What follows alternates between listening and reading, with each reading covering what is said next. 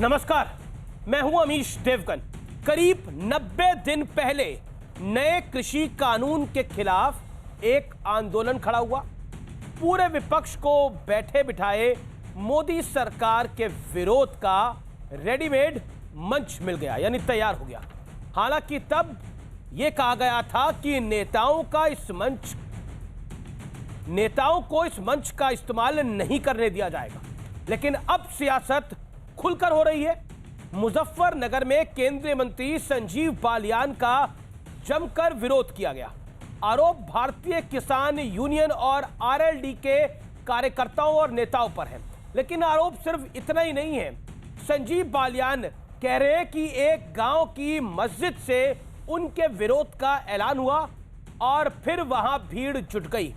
BJP समर्थकों के साथ इनकी भिड़ंत भी हुई, जिसमें कई लोग घायल भी हो गए। आखिर विरोध के इस तरीके का मतलब क्या है, इस पर बात करने के लिए खुद केंद्रीय मंत्री संजीव बालियान अब से कुछ देर में मेरे साथ लाइव और एक्सक्लूसिव होंगे। लेकिन इसी बीच गणतंत्र दिवस की हिंसा का एक बड़ा आरोपी लखा सिधाना पंजाब के भटिंडा में खुलेआम किसानों के समर्थन में रैली करता दिखा। आखिर यह कैसे मुमकिन है कि दिल्ली का मोस्ट वांटेड पंजाब में खुलेआम रैली कर रहा है?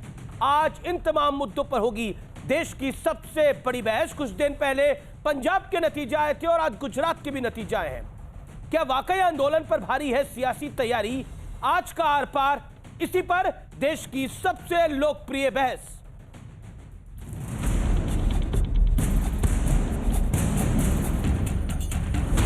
के बाप की जागीर है गणतंत्र दिवस। दिल्ली खबरदार, जो ट्रैक्टर को रोका उसका इलाज भर देंगे। जो ट्रैक्टर को रोकेगा उसके बक्कल तार दिए जाएंगे अगर ट्रैक्टर को रोका किसी ने।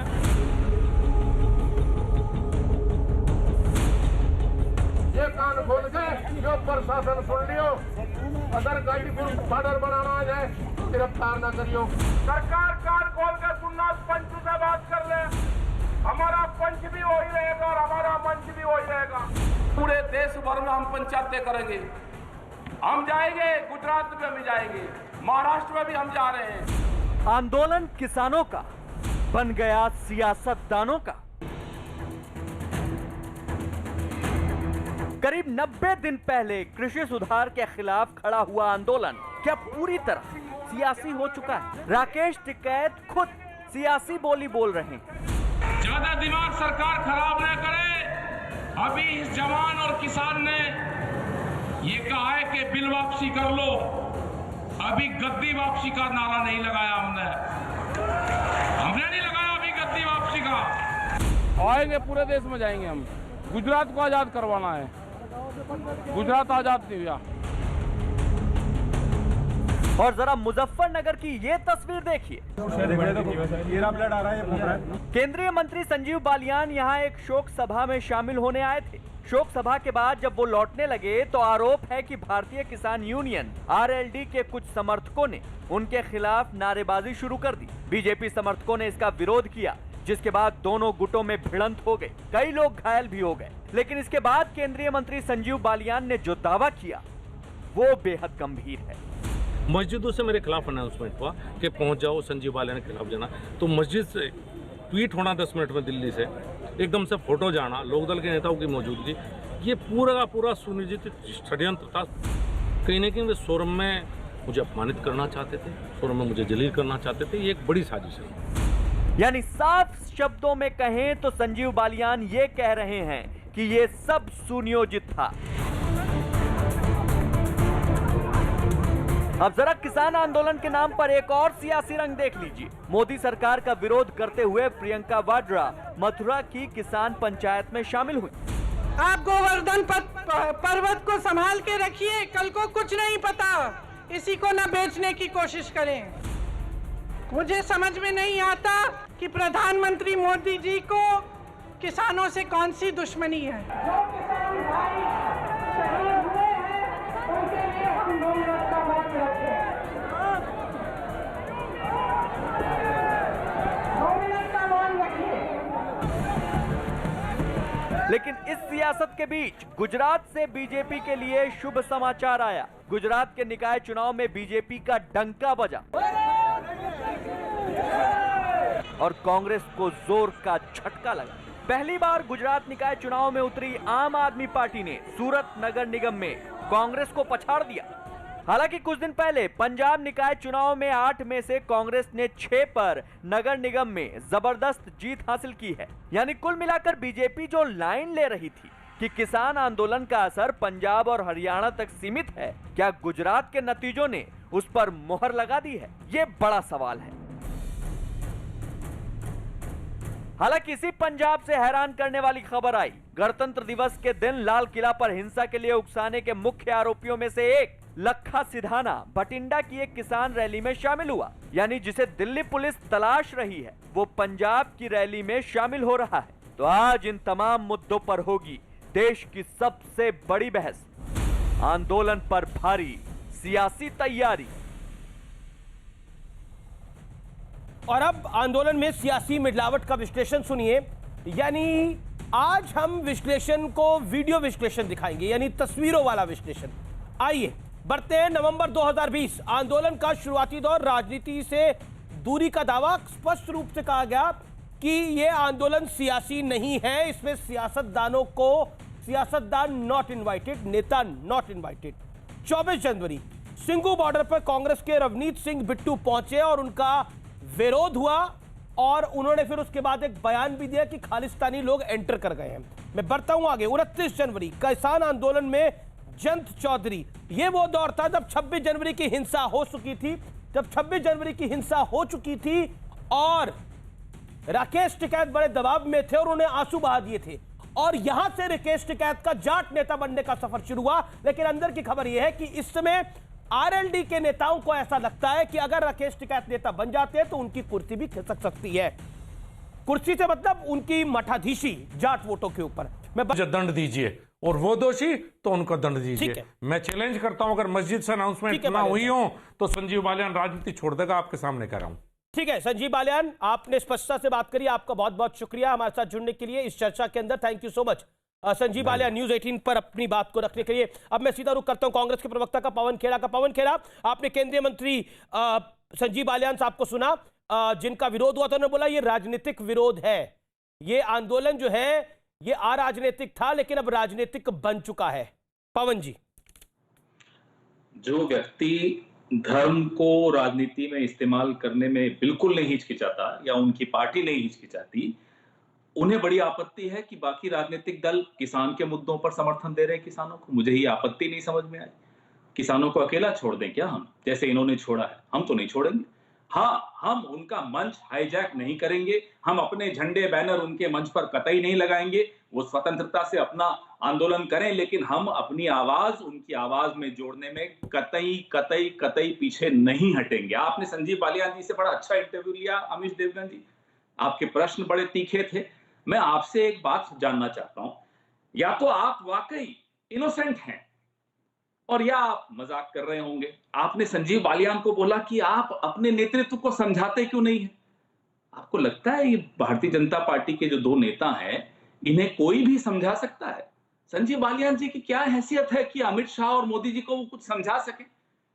और अगर वो अमित शाह मोदी जी को समझा नहीं सकते तो किसानों को क्या समझाएंगे? किसान उनकी बात क्यों मानेंगे? अरे नागपुर तक अब इनके सामने नतमस्तक हो चुका है, जिन दो नेताओं के सामने, उन्हें बेचारे संजीव बालियान समझाएंगे? ये तो बड़ी हैरानी की बात है। नहीं समझा सकते, इसलिए हो सकता है आपने मजाक किया होगा उनके साथ। नहीं, मेरा तो सवाल था, आपको शायद मजाक लग रहा हो, मेरा तो सवाल था क्योंकि वो केंद्र में मंत्री हैं तो मेरा ये हक बनता है उनसे पूछना कि आप तो दोनों के बीच में कड़ी हैं। नहीं, अभी यहां कोई कड़ी किसी के बीच में नहीं है। दो लोगों की कड़ी है, अमित शाह और मोदी जी। ठीक है। और बाकी सब सारी सियासत उनके इंतजार में खड़ी है भारतीय जनता पार्टी की कि कब इनका इशारा हो तब पत्ता हिले, हवा चले, सूरज उगे, सूरज अस्त हो। ये भारतीय जनता पार्टी की असलियत है। राष्ट्रीय स्वयंसेवक संघ अब टीवी वाला संघ हो गया है, अब इनकी भी नहीं चलती। अब इनके लोग अकेले में जब मिलते हैं तो कहते हैं साहब हमें भी नहीं समझ में आ रहा कि हम तो रिलायंस सेवा संघ हो गए हैं। आरएसएस वाले खुद परेशान हैं, बड़ी परेशानी की स्थिति है इनकी पार्टी में। इसलिए हम तो अपना काम कर रहे हैं। हम किसानों के आंदोलन में उनको पूरा समर्थन बिल्कुल होशो हवास में, पूरे जोश में, बुलंद आवाज में देंगे। सुधांशु त्रिवेदी, अब तो ऑफिशियल है, प्रवंत जी कह रहे हैं कि हम किसानों के साथ खड़े हैं और उनको अपना पूरा समर्थन देंगे, बिना झंडे के देंगे, लेकिन समर्थन पूरा देंगे। प्रियंका गांधी वाड्रा आज मथुरा में थी, उन्होंने बोला मोदी सरकार से सावधान हो जाओ, ये गोवर्धन भी बेच सकते हैं। ये बड़ा बयान था अपने आप में। संजीव बालियान को आपने सुना और उस पर पवन खेड़ा की टिप्पणी भी सुनी। आपका समय शुरू होता है। अच्छा, बोलिए सुधांशु जी।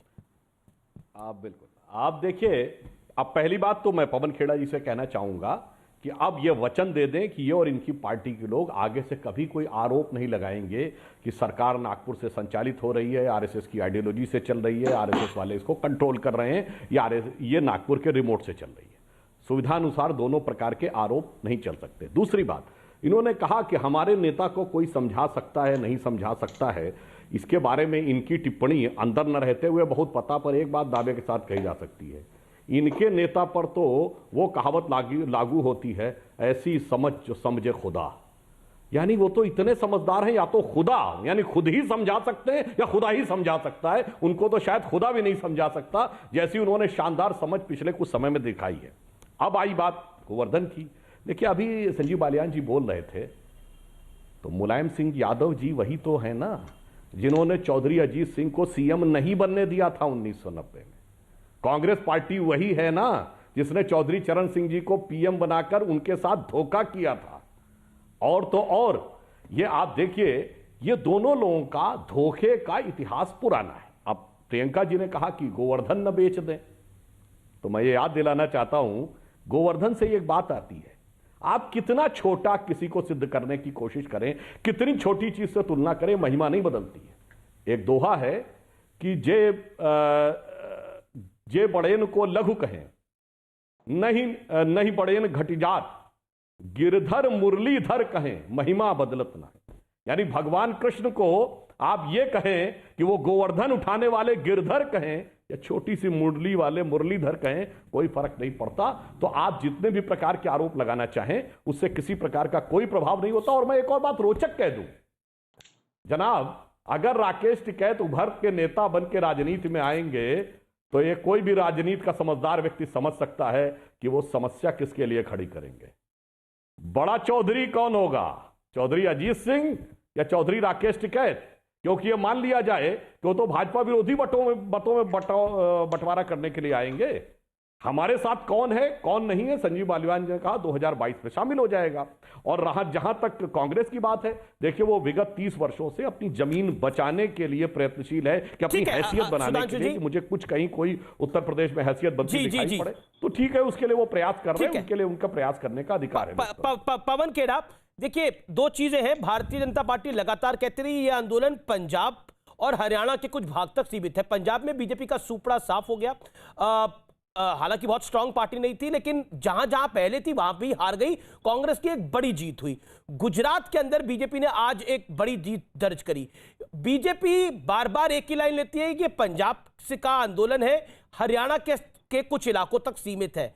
लेकिन क्या आपको लगता है अब जिस तरह से कांग्रेस पार्टी की पश्चिमी उत्तर प्रदेश पे ध्यान कांग्रेस पार्टी का बड़ा है, आप लोग इसको पॉलिटिकली कैश करना चाह रहे हैं? अमीश देवगन जी, आपने पंजाब के स्थानीय निकायों के चुनावों का जिक्र किया, गुजरात का किया, मेरे राज्य को भूल गए, राजस्थान। वो क्या दिखाता है? वहां भी तो कांग्रेस की भारी जीत हुई है, तो उस पर भी थोड़ी चर्चा कर लेते। 3 स्थानीय निकायों के चुनावों की चर्चा कीजिए, उसमें 2 में कांग्रेस जीती है, 1 में भाजपा जीती है। क्या साबित होता है इसमें? पहले तो ये हालत थी, आज से 1.5-2 महीने पहले इनके नेता, इनके मंत्री प्रेस कॉन्फ्रेंस करते थे कि फला जगह पंचायत चुनाव हम जीत गए, देखो किसान आंदोलन ठप हो गया। अब वो नहीं दिखते, क्योंकि देख गया ना पंजाब में क्या हुआ, क्योंकि उन्होंने देख लिया राजस्थान में क्या हुआ। इसलिए अलग अलग राज्यों की स्थिति अलग अलग है। पंजाब का शहरी इलाका भी कृषि कानूनों के ऊपर अपनी निर्भरता उनकी कृषि पर है, कृषि व्यापार पर है, तो वो अच्छी तरह समझते हुए उन्होंने भारतीय जनता पार्टी को शिकस्त दी। गुजरात का शहरी वोटर का निर्भरता कृषि पर इतनी नहीं है, तो इन काले कानूनों का प्रभाव वहां के मत पर नहीं पड़ता। तो इसमें कहीं कोई साइंस और केमिस्ट्री और बायोलॉजी पढ़ने की जरूरत नहीं, बड़ा स्पष्ट दिखता है ये। अब आप बताइए कि सुधांशु जी पूरा इतिहास बताते रहते हैं कि चौधरी चरण सिंह जी के साथ ये हुआ, फला के साथ ये हुआ। बैठे बैठे कृष्ण भगवान के साथ नरेंद्र मोदी जी की तुलना करते हैं। अरे साहब, भगवानों को तो बख्श दीजिए, आपके लिए भगवान होंगे मोदी जी, आपको मुबारक हो आपके भगवान। हमारे भगवानों को तो अकेला छोड़ दीजिए, कम से कम उनका स्तर इतना नीचे मत लाइए कि मोदी जी की तुलना अब आप कृष्ण भगवान से करने लगे। मोदी जी एक इंसान है और अच्छा इंसान बनना चाहिए सबको, उम्मीद करता हूं और अच्छे इंसान बनेंगे, लेकिन भगवान तो कतई नहीं है, इसलिए कम से कम ऐसी तुलनाएं मत कीजिए। राहुल गांधी के ज्ञान की बात कर रहे हैं। कोविड पे जब राहुल गांधी ने आपको समय रहते बार बार चेतावनी देने की कोशिश की तो आप तो नमस्ते ट्रंप कर रहे थे पूरे देश में। क्या कर रहे थे आप? सरकारें गिराने की कोशिश कर रहे थे मध्य प्रदेश में। तो राहुल गांधी के ज्ञान पर तो प्रश्न चिन्ह अब आप लगाना बंद कर दीजिए, क्योंकि अब लोग आपकी हंसी उड़ाते हैं। जिन आप राहुल गांधी का नाम लेते हैं, लोग आप पर हंसते हैं कि देखो ये अच्छा एक नेता है, उसको उसकी हंसी उड़ा रहे। मत करिए, अब आपको शोभा नहीं देता। अब इसकी मियाद खत्म हो गई, कुछ और नया लाइए। अपनी जो आपकी विफलताएं हैं उनको छिपाने के लिए कोई नए बहाने लाइए, ये नहीं चल पाएंगे। जी सुधांशु त्रिवेदी जवाब। लेकिन आपने चुनावों का जिक्र किया तो इस आंदोलन के समय हमने पूरे रिसर्च करी है।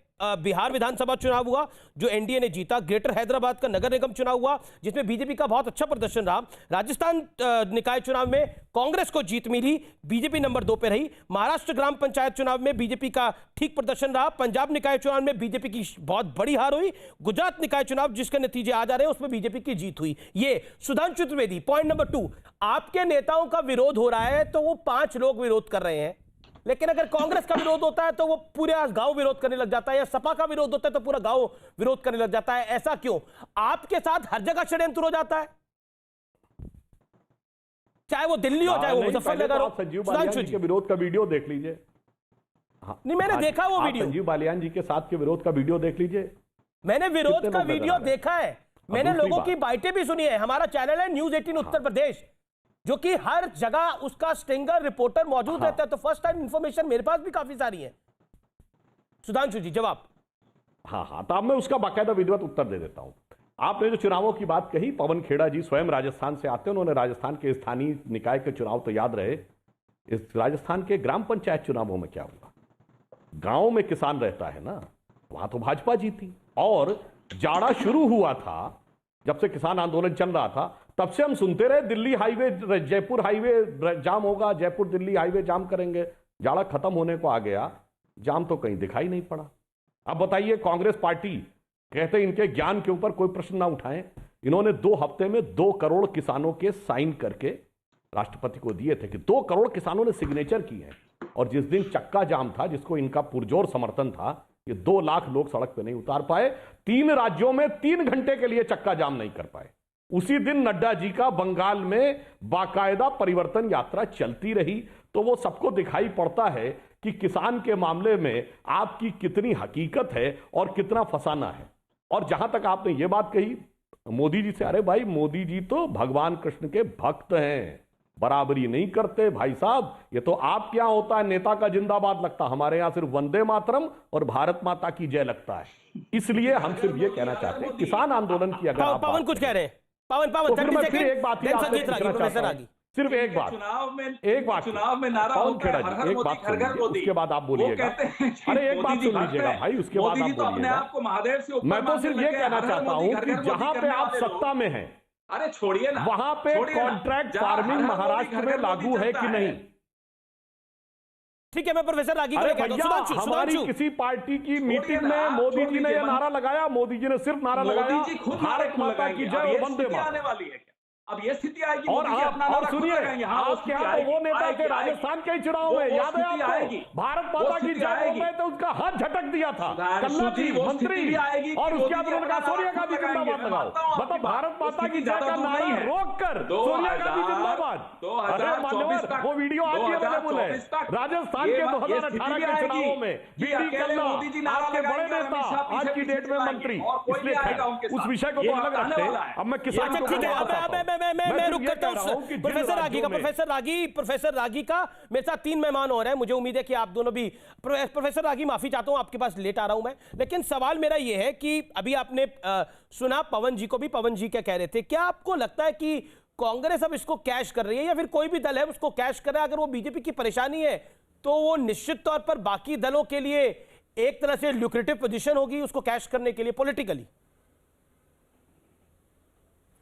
देखिए, कांग्रेस विपक्ष की पार्टी है तो स्वाभाविक है जिस जमीन को कांग्रेस पार्टी ने उत्तर प्रदेश में खो दिया है और अन्य राज्यों में खो दिया है, वहाँ से वो निश्चित तौर पर वो सत्ता के शीर्ष तक पहुँचने के लिए सारी कवायद कर रही है। तो स्वाभाविक है कि कांग्रेस पार्टी ऐसी चीज़ों को एनकैश करने की कोशिश करेगी। लेकिन सवाल ये उठता है कि क्या उसमें इतना एनकैश करने की क्षमता है क्या? हमने देखा, अभी सुधांशु जी ने कहा 2 करोड़ किसानों का हस्ताक्षर प्रतिवेदन देना। 2 करोड़ जिस दिन कांग्रेस पार्टी किसानों का हस्ताक्षर इकट्ठा कर ली, यकीन मानिए भारत में सत्ता परिवर्तन होने से कोई नहीं रोक पाएगा। लेकिन कांग्रेस की आज का राजनीतिक वजूद ऐसा है नहीं। दूसरी बात, किसान आंदोलन पर जरा राहुल गांधी का आप लोकसभा के अंदर का वक्तव्य देख लीजिए। एक लगता है जैसे 10th क्लास पास का बच्चा भी उससे बेहतर मुझे लगता है कि भाषण दे देता। एक भी सारांश में एक भी तथ्य और एक भी तर्क राहुल गांधी के तर्कस से नहीं निकले।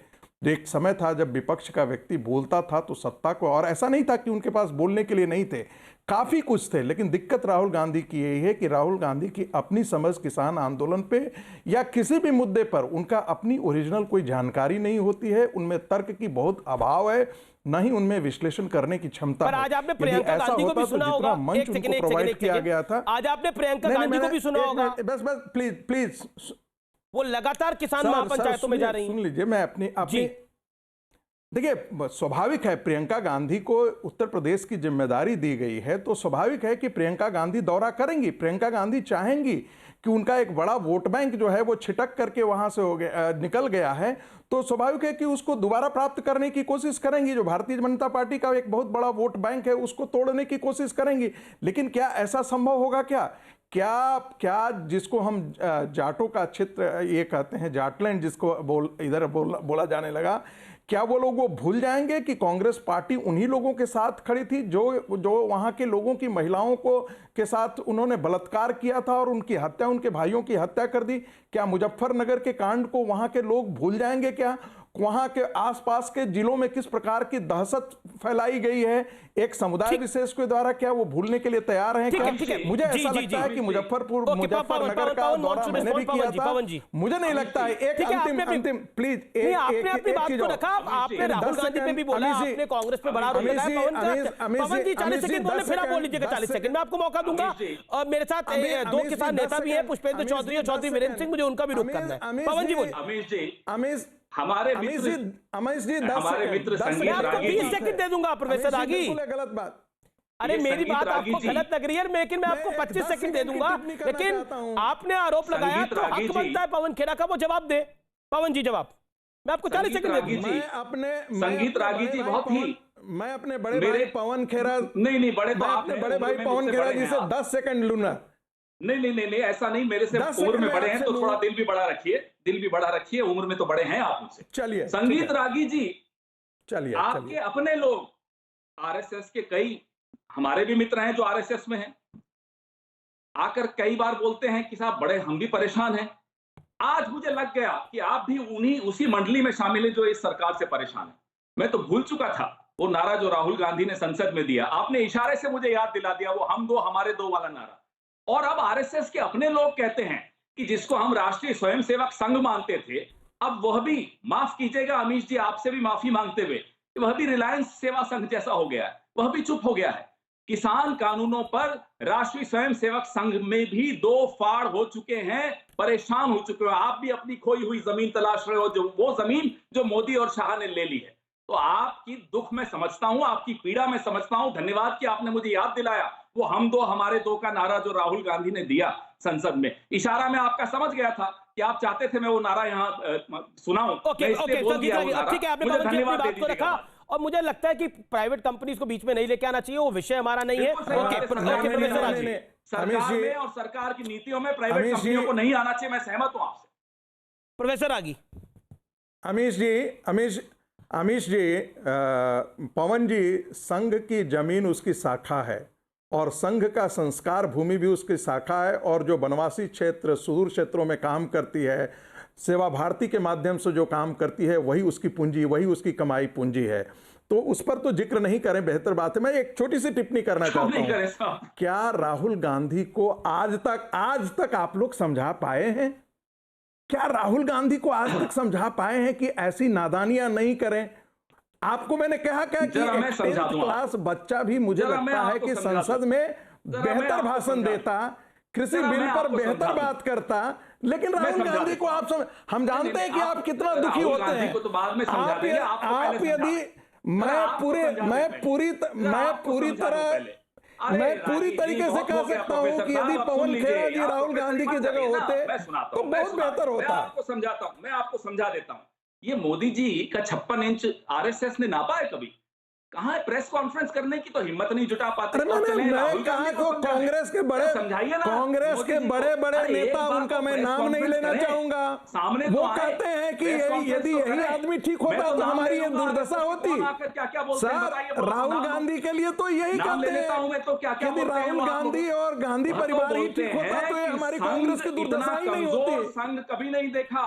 मोहन जी भागवत ऐसे झुके हुए नतमस्तक कभी नहीं देखे। मुझे लगता है विषय पे रहना चाहिए। मैं पुष्पेंद्र चौधरी का रुख करता हूं। पुष्पेंद्र चौधरी और आप भी यही मानते होंगे। किसान नेता चौधरी वीरेंद्र सिंह। पुष्पेंद्र चौधरी, माफी चाहता हूं, माजरत चाहता हूं, आपके पास लेट आ रहा हूं।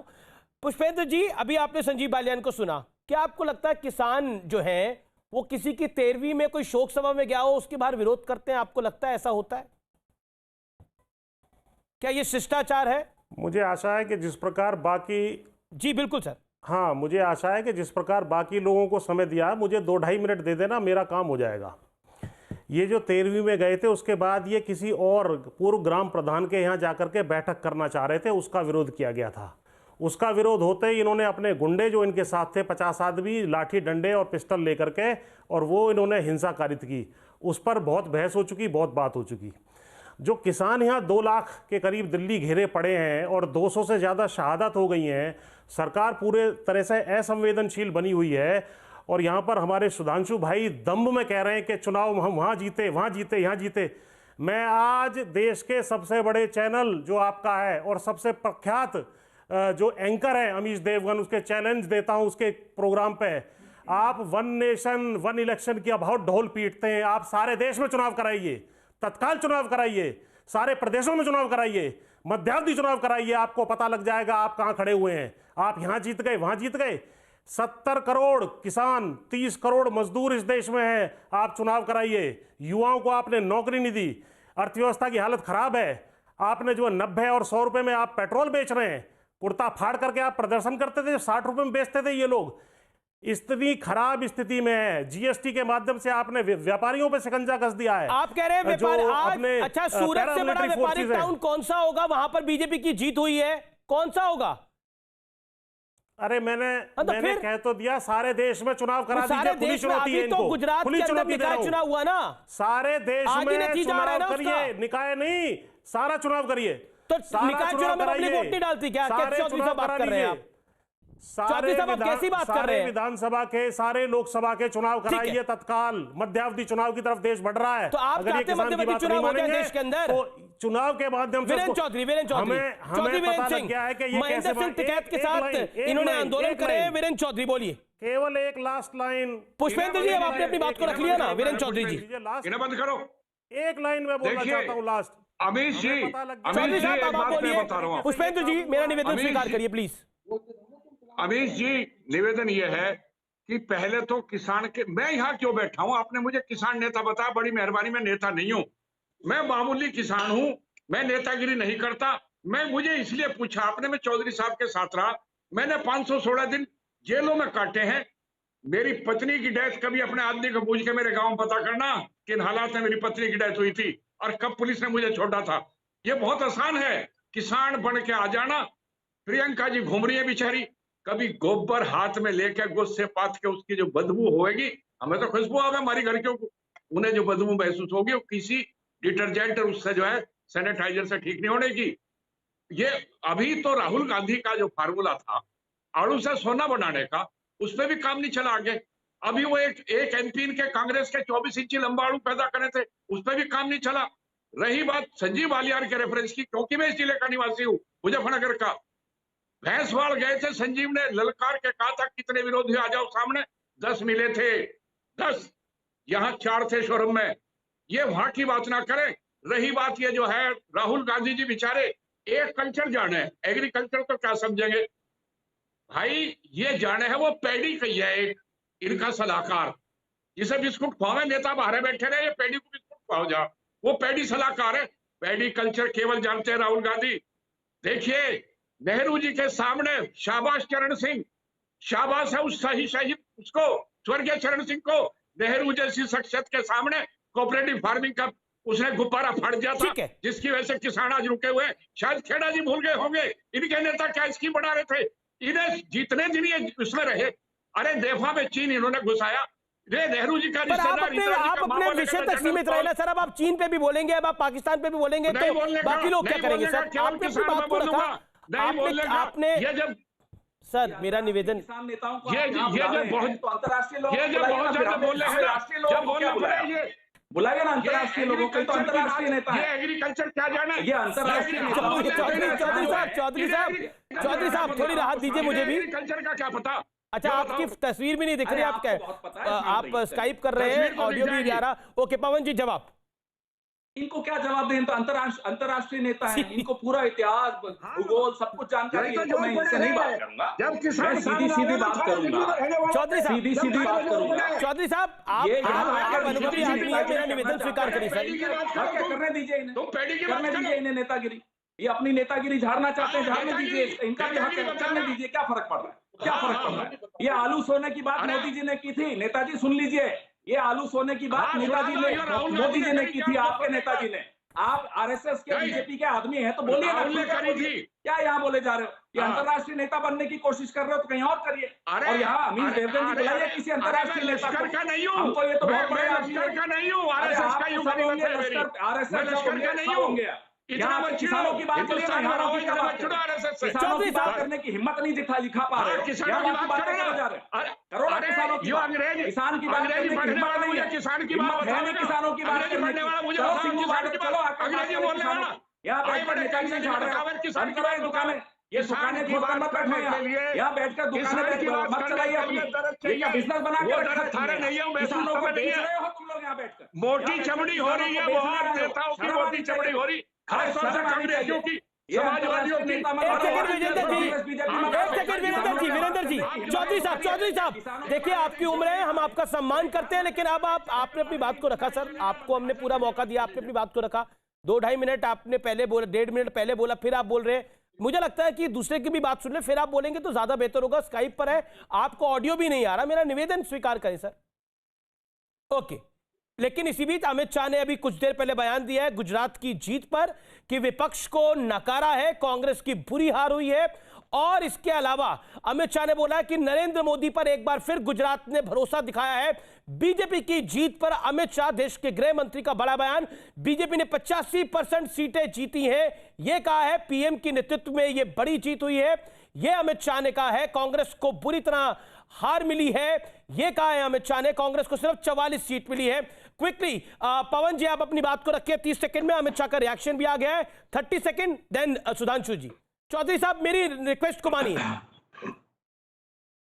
नहीं, आपका प्रश्न क्या है अमीश जी, आपने क्या सवाल रखा? मेरा सवाल बहुत सीधा है कि क्या आपको लगता है, जैसे अमित शाह का जो बयान आया है उस पर आपका रिएक्शन, और दूसरा पॉलिटिक्स आप लोग कर रहे हैं, लगातार कर रहे हैं, क्या आपको लगता है कि राजनीति अगर किसान आंदोलन में मिलेगी तो उसका फायदा किसानों को नहीं होगा? जैसे आप अपना पेशा कर रहे हैं पत्रकारिता, मैं अपना पेशा कर रहा हूं पॉलिटिक्स, इसमें गलत क्या है? आप किसानों का मुद्दा उठाते हैं ना अपने प्रोग्राम में, तो मैं भी अपनी राजनीति में किसानों का मुद्दा उठाता हूं, इसमें गलत क्या लगता है आपको? मैं अपनी राजनीति किन मुद्दों पर करूं बताइए? मौसम बड़ा सुहाना है, इस पर बात करें। मौसम की बात करनी है या शेयर मार्केट की बात करनी, किसकी बात करूं? मेरी राजनीति महिला सुरक्षा, बेरोजगार, छोटे व्यापारी की समस्या, किसानों की समस्या, मैं अपनी राजनीति इसी पर करता हूं। मुझे गर्व है कि मैं अपनी राजनीति इसी पर करता हूं, मैं बांटने वाली राजनीति नहीं करता। ठीक है, तो मुझे आप कम से कम, ये लोग पता नहीं क्या इनको आपत्ति है कि भाई कांग्रेस राजनीति किसानों पर कर रही है। ठीक है, सुधांशु का जवाब ले लेते हैं। सुधांशु त्रिवेदी, वो कह रहे हैं मेरा पेशा है राजनीति करना, मैं करूंगा, आपत्ति क्या है? देखिए मैं अभी कहना चाहूंगा, जब चौधरी वीरेंद्र सिंह जी ने बोला, उससे पहले पुष्पेंद्र चौधरी जी बोल रहे थे। पुष्पेंद्र चौधरी जी किसान नेता होकर मध्यावधि चुनाव पे आ गए, पवन खेड़ा जी को आपत्तिजनक नहीं लगा। और चौधरी वीरेंद्र सिंह जो बता रहे 516 दिन जेल में रहे, उनके प्रति आक्रोश फूट पड़ा इनके मन में। अब मैं यह भी कहना चाहता हूं, मुजफ्फरनगर की बात अगर कही तो ज्यादा पुरानी बात नहीं, सिर्फ 7 साल पुरानी तो बात है, जब एक तरफा मुकदमे दर्ज हुए थे, सिर्फ एक तरफा सहायता दी जा रही थी और केंद्र में सरकार में शामिल थी समाजवादी पार्टी। राहुल जी या प्रियंका जी में से कोई एक गया था, चू भी बोला था, सरकार आपके साथ थी। और पुष्पेंद्र जी बता दीजिए, क्या उस समय अखिलेश यादव की सरकार ने यह नहीं कहा था कि एक ही समुदाय को सहायता देंगे, मुआवजा, तब हाईकोर्ट ने हस्तक्षेप किया, तब देना पड़ा था। यह बताइए उस समय की चीजें इतनी जल्दी भूल गए। चलिए पुरानी बातें नहीं याद है, चौधरी चरण सिंह के साथ क्या धोखा किया, चौधरी अजीत सिंह के साथ क्या धोखा किया, 88 में चौधरी महेंद्र सिंह टिकैत के साथ जब आंदोलन हुआ था दिल्ली की सीमा के ऊपर, किसान मारे गए थे। सुधांशु, मुझे आपको रोकना पड़ेगा, मुझे ब्रेक के लिए रुकना, लेकिन वाकई ये पश्चिमी उत्तर प्रदेश की जो राजनीति है ये इस करवट जा रही है जहां पर भारतीय जनता पार्टी, जैसा 2019 में हुआ, अकेले भारतीय जनता पार्टी खड़ी थी, तमाम विरोधी एक तरफ थे जिसमें बसपा, सपा और आरएलडी थे। क्या इस बारी भी कुछ ऐसा ही माहौल बनने जा रहा है? मैं एक ब्रेक के बाद ले रहा हूं, लेकिन ब्रेक के बाद वापस आऊंगा, यह चर्चा जारी रहेगी। फिलहाल आर पार में इतना ही, लेकिन मैं आपको आज का निष्कर्ष, आज की बहस का निष्कर्ष जरूर बताना चाहता हूं, और वो निष्कर्ष ये है कि 13वीं पर और किसी की शोक सभा के बाहर हंगामा करना हमारे संस्कारों का, सभ्यता का हिस्सा नहीं है। चाहे विरोध जितना भी हो, आप सोच के देखिए, जो कुछ हुआ उसको जायज नहीं ठहराया जा सकता। फिलहाल आर पार में इतना ही। आप देखते रहिए न्यूज़ 18। नमस्कार।